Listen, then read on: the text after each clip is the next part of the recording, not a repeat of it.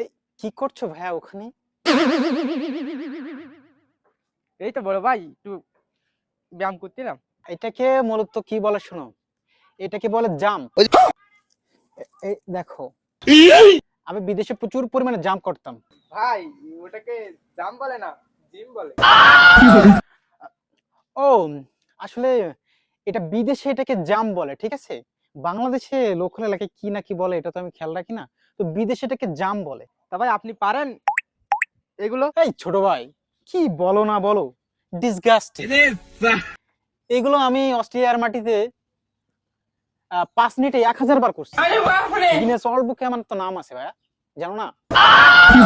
তা ভাই আসেন তো, আপনি দুই একটা মারেন তো। ছোট ভাই শুনছে না?